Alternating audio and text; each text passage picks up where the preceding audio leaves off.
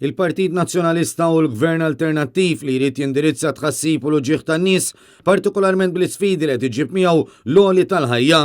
U għalhekk li l-Partit Nazzjonalista qed jipproponi fost l-oħrajn li jagħti lura bħala kumpens il-miljuni li l-Gvern Laburista ilu jisraq minn bwiet il-poplu Malti Wawċi mill-kontijiet tad-dawlu l-ilma. Kliem il-President tal-Kunsill Ġenerali tal-Partit Nazzjonalista u kandidat għall-elezzjoni ġenerali li ġejja, Mark Anthony Sammut, matul konferenza tal-aħbarijiet wara li l-Uffiċċju Nazzjonali tal-Istatistika ikkonferma fil-pjaga tal-għoli tal-ħajja qed tkompli tgħaddas lill-familji Maltin Wawċin. Illi qudiem ir-realtajiet li qed jaffaċċjaw il-Maltin Wawċin, il-Gvern, il-priorità tiegħu mhijiex il-poplu, però hija kif ħajjin il-dawk l-taqrib tiegħu. Għalhekk il-Partit Nazzjonalista qed jippreżenta ruħu bħala l-alternattiva għal dan il-Gvern biex fil-Gvern ikollna partit li tassew ikun iffukat fuq il-ħtiġijiet u l-bżonnijiet tan-nies. Fl-aħħar sigħat sar magħruf li eluf ta' persuni wieġbu għas-sejħa li l-Partit Nazzjonalista għamel f'Mejju li għadda u ppreżentaw il-kontijiet tad-dawl biex ikunu ċċekkjati għax insterqu mill-Gvern. Quddiem dan il-fatt, il-Partit Nazzjonalista qed itenni l-appell lill-Gvern biex jagħti lura l-flejjes li daħħal minn dan is-ser istituzzjonalizzat. U dan għandu jsir mhux biss għax hekk għandu jkun, iżda biex il-familji ikunu mejjunin fil-ġlieda kontra l-għoli tal-ħajja.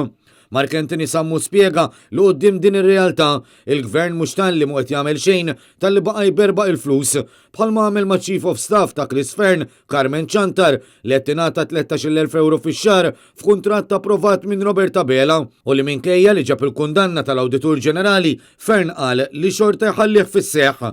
Barra minn hekk u meta nofs il-ħaddiema tal-Air Malta se jitilfu xogħolhom minn mal-linja nazzjonali tal-ajru, il-propagandista ewlieni tal-Labor Karl Stanju Navarra se jibqa' jieħu l-għexieren tal-eluf. Il-konferenza tal-aħbarijiet kienet indirizzata wkoll mill-kelliema dwar il-politika soċjali Claudette Buttigieg li qalet li l-Partit Nazzjonalista qed iressaq il-proposti wara li jisma' l-karbit tan-nies. Aħna qegħdin nagħmluhom dawn il-proposti għaliex nafu li hemm barra, għaliex nafu li aħna kollha kemm aħna preżenti hawnhekk u l-kollegi tagħna kandidati bħalna qegħdin inħabtu l-bibien u l-iktar ħaġa li jsemmulek in-nies hija l-għoli tal-ħajja. F'kull dar li tidħol illum kulħadd isemmilek dan is-suġġett. Minnaħa l-oħra pajjiżna għandu Gvern Laburista li medi jagħti l-eluf lil Partit Laburista għax wara li għamel hekk bl-Australia Hall issa ta' madwar 30,000 euro f'reklamar tal-Gvern Laburista esklusivament għall-Gazzetta tal-Partit Laburista. Żewġ ċeħdut ilu, il-Gazzetta Laburista kellha suppliment ta' 32 paġna mimli logos ta' ministri jew ministeri f'sinjal ċar li l-Gvern għadda flus lil partit dan il-mod. Skont ir-rata ta' reklamar tal-Gazzetta, kull reklam minn dawn jiswa 950 euro. Claudette Buttigieg fakret kif dan seħ minkejja li anke l-inkjesta pubblika dwar l-assassinju ta' Defni Caruana Galizja saħqet li reklamar tal-Gvern għandu jsir b'mod ekwu u mhux diskriminatorju.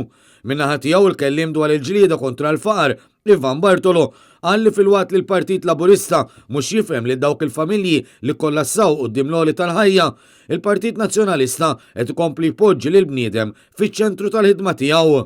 U għalhekk aħna emnuti għaliex ġenwinament qed ngħid illi l-politika tagħna tpoġġi lil bniedem fiċ-ċentru ta' ħidmitna. Aħna minn hawn b'ġenwinità preparati għal din l-urġenza u nwedu illi l-politika terġa' ssir kelma. U qal li minkejja li l-pjaga tal-għoli tal-ħajja reġgħet kienet konfermata mill-NSO u ċar li l-Gvern ta' Roberta Bela m'għandux ħeġġa jindirizza. Minflok il-Gvern Laburista u medji f'inkwit intern u fit-berbiq tal-flus. U għax għal-Labor il-fqiru bis numru qed joħu mill-bwiet ta' min qiegħed lura u qed jagħtihom lil minuta ġewwa, temm jgħid Ivan Bartolo.